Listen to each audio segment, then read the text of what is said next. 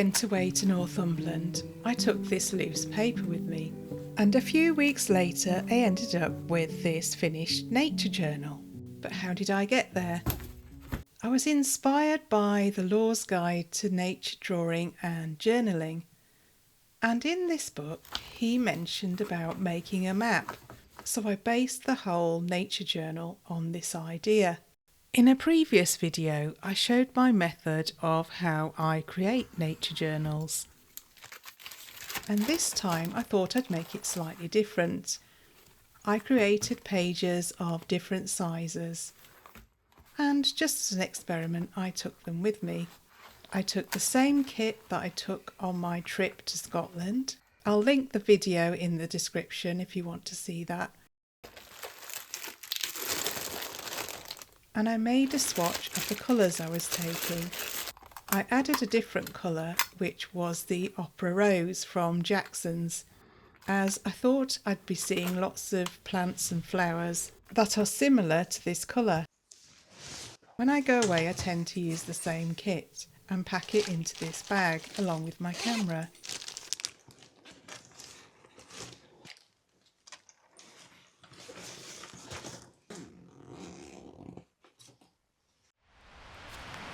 When I was in Northumberland, I did a couple of walks through woodland and also a coastal walk. Hi, I'm Diane by the way, and I go for walks and record what I see in my nature journal. I like to notice the difference between the wildlife and the plants on different walks, and I managed to capture lots of bees and insects on camera.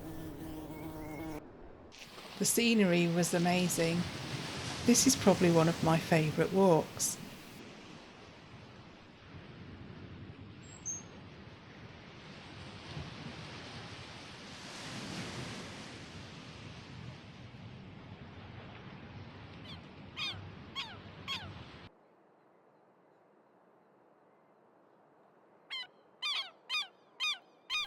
I did one painting on location, and this became the centre of the final sketchbook. I used a white Posca pen as well as watercolours.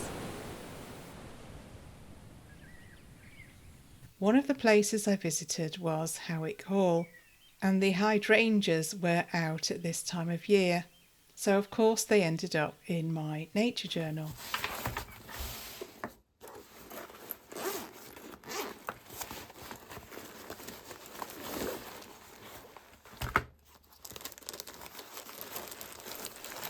When I got back, this is what the nature journal looked like. As you can see, it's a very rough sketch. I don't have time to draw everything while I'm away. But what I do is I add notes into the sketchbook and work out the layout. And then I complete it from references and photographs. You'll also notice that I didn't use all the pages.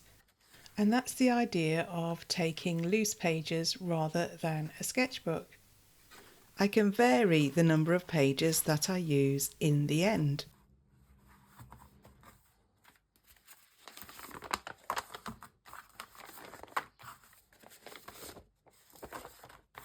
Here is my stash of paper bags.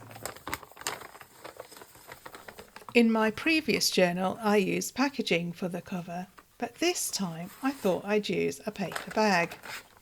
So let's see what fits.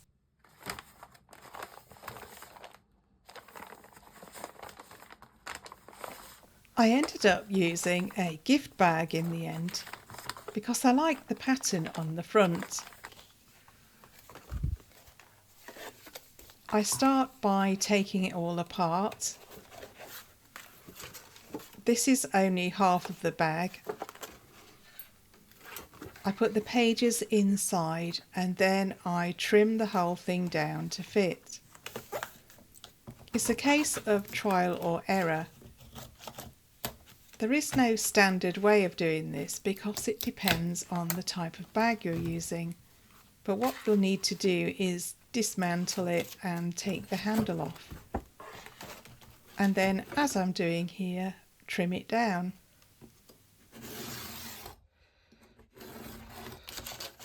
I fold the edges and then I glue them in place.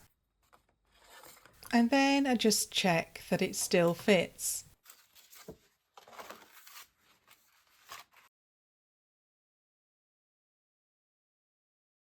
One of the paintings I did, I ended up not liking very much. And this is how using loose pages can help with this. I decided just to glue on another page that would be a fold out. And it covered the painting I didn't really like. So here you can see this is at the back of the journal and the page folds out to show more paintings. The whole nature journal is a work in progress. I can add pages in or take them out. I'm going to do a flip through of the whole journal in a separate video. But for this video, I just want to show how I made the journal. When I was happy with the layout and where the pages are in the journal, I used 3 hole pamphlet stitch to bind it all together. I hold the pages in place using these clips. I mark where I'm going to pierce some holes. I pierce the holes using a bradawl on a cutting mat. Measure some string or waxed thread if you have any. I like it to be 4 times the width of the journal. Thread it onto a needle. Go through the middle hole and go through all the pages. You can see that I really struggled here to get all the pages onto the needle. I found this to be an effective way of binding the journal together, but there are other ways of binding your pages together, and I shall be exploring some of these ideas in different videos. So if you want to follow my experiments, you know what to do.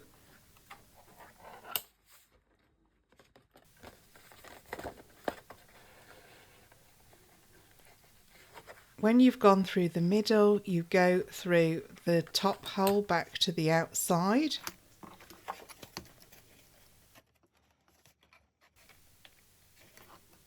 And then bring the needle all the way down to the bottom hole and go through back to the centre of the journal.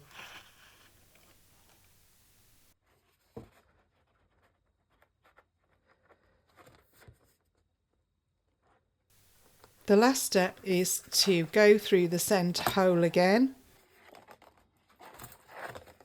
and to the outside of the cover.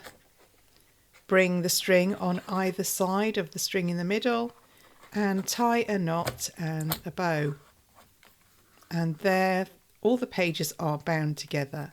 Just check that it's tight enough and you're happy with it.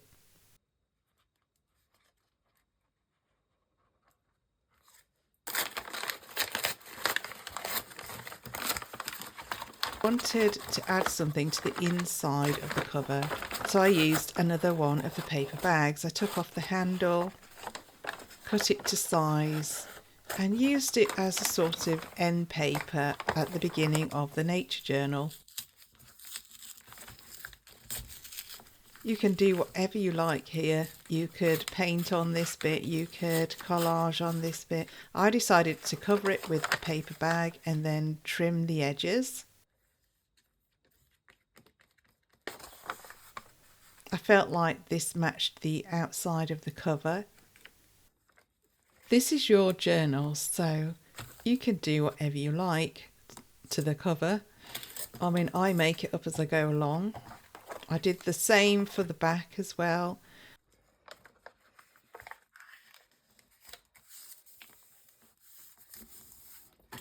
This was one of the loose sheets that I ended up not painting or drawing on, so I cut it in half. And I did this with my last journal because I thought it was a great idea. I glued it on the inside cover and I used this as a type of contents page for my little journal. And at the back I like to have a list of the materials I've used for future reference.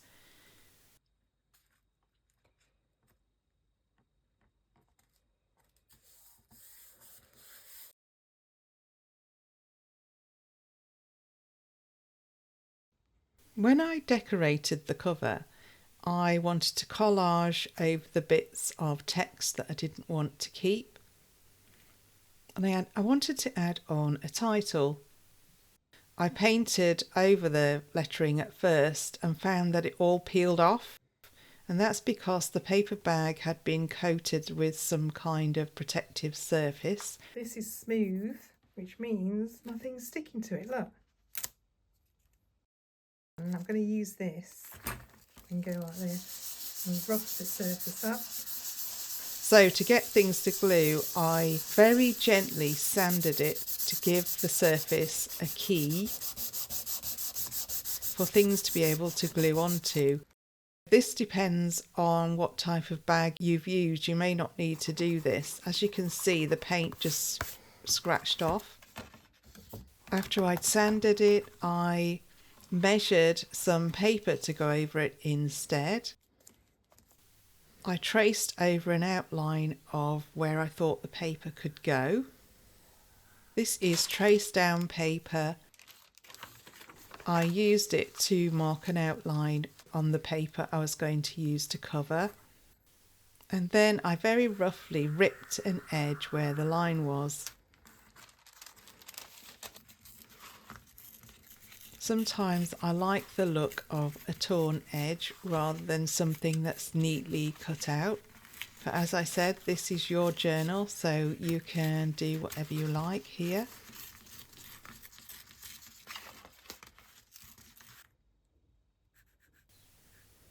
When I'd got that shape, I decided to create a map. And that was going to go on the front cover because the whole basis of this Nature Studies journal is the idea of creating maps. The map on the front reflected the walks that I did and where I was. Of course, it's not accurate or drawn to scale or anything. I just made it up. And here I'm using some of the things I've done inside the journal to put on the cover. So I did an outline of Dunstanburgh Castle, for example, and also Howick Hall, as those are two of the places I visited, and I roughly put them where they are in Northumberland. But obviously this isn't drawn to scale or anything. It's just to decorate the cover.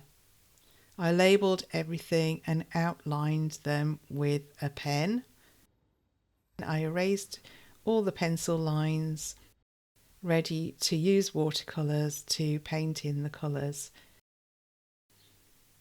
And it makes the cover of the journal very personal.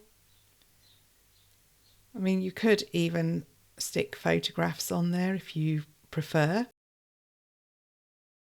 This is a Nature Studies journal, but I also like to use it as a type of visual diary of all the places I've gone to and what I've seen there.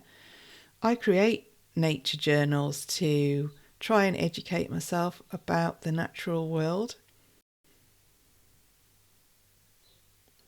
And I also like to remember some of the places that I've been to. I cut the map in half and then glued it to the cover. This was to help it go over the spine.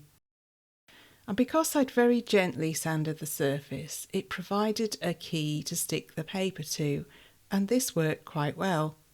I added more detail using Posca pens. And I also wanted the colours to match with the surrounding decoration. I used the original handle on the bag to create a type of book closure. I punched a hole on the front cover and then did the same on the back cover. Cut the handle in half and then re-threaded it through the holes that I created and tied it in a bow. And this helps to keep the journal closed. Obviously you don't have to do any of this, It could just be a plain cover that you've created. But I just find it fun to decorate the covers. I've made a lot of these journals like this. I really enjoy looking through them later on because there are sometimes things in there that I've forgotten about. And just for fun, I created a map-like title to add near the map on the front, and this completed the decoration on the cover. And here's how it all looked in the end. Join me in my next video where I do a sketchbook tour. See you there.